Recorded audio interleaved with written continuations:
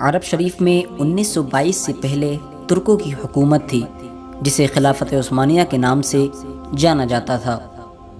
پوری دنیا میں جہاں کہیں بھی کسی بھی مسلمان پر ظلم و ستم ہوتا تھا تو ترکی حکومت اس ظلم کا منہ توڑ جواب دیا کرتی تھی۔ امریکہ، یورپ اور بڑی جتنے بھی یورپین کنٹریز تھیں، عیسائی اور یہودی، تمام لوگوں کو معلوم تھا کہ جب تک خلافت عثمانیہ باقی ہے ہم مسلمانوں کا کچھ بھی نہیں بگاڑ سکتے۔ ان لوگوں کو اگر سب سے زیادہ کسی کا ڈر تھا تو وہ خلافت عثمانیہ تھی، لہٰذا انہی وجہ سے ان لوگوں نے خلافت عثمانیہ کے خلاف سازشیں شروع کی اور خلافت عثمانیہ کو ختم کرنے کے لیے منصوبہ بندی بنانا شروع کر دی تھی۔ لہٰذا ان لوگوں نے سب سے پہلے ایک شخص کو کھڑا کیا جو دھرم سے کرسچن تھا، لیکن ایسی عربی بولتا تھا کہ کوئی بھی اس کے اوپر یہ شک نہیں کر سکتا تھا کہ وہ عربی ہے یا غیر عربی۔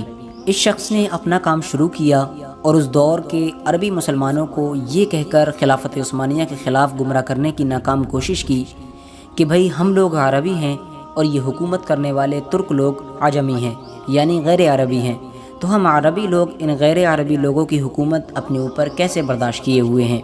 لیکن اس وقت کے سنی مسلمانوں نے اس شخص کی ایک بھی نہ سنی۔ یہ شخص لانس آف عربن کے نام سے مشہور ہوا۔ آپ گوگل پر جا کر چیک کر سکتے ہیں اور اس کے بارے میں ویکیپیڈیا پر ڈیٹیل میں پڑھ سکتے ہیں۔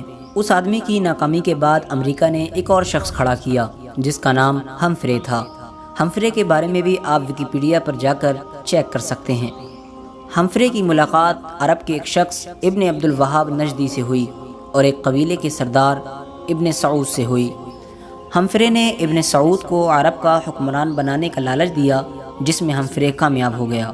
اس کے بعد ابن سعود نے اپنی فوج کے ساتھ عرب شریف میں ترکوں کے خلاف بغاوت کر دی، لہٰذا مکہ، مدینہ، طائف جیسے عظیم شہروں میں خونریزی شروع ہو گئی اور ابن سعود کی فوج کے ہاتھوں سے لاکھوں بے گناہ مسلمانوں کی شہادت ہوئی۔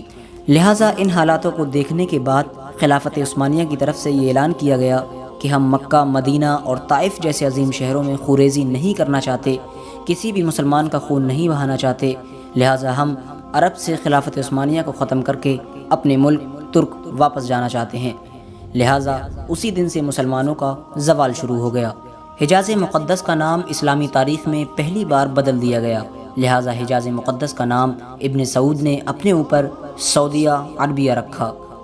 لہٰذا جنت البقیع اور جنت المعلیٰ میں جو صحابہ اکرام اور اہل بیت رضی اللہ تعالی عنہم اجمعین کی مزارات تھیں ان تمام پر بلڈوزر چلا دیا گیا اور ان کی تمام قبروں کو زمین سے ملا دیا گیا۔ اور آپ کو بتا دیں کہ حرم شریف میں جتنے بھی بڑے دروازے یا بڑی عمارتیں تھیں جن کے نام صحابہ یا اہل بیت کے نام پر تھے ان تمام کے ناموں کو بدل کر آل سعود یعنی جو ابن سعود تھا اس کی اولادوں کے نام پر رکھ دیا گیا۔ لہٰذا یہودیوں اور عیسائیوں کو بھی عرب شریف میں آنے کی اجازت مل گئی۔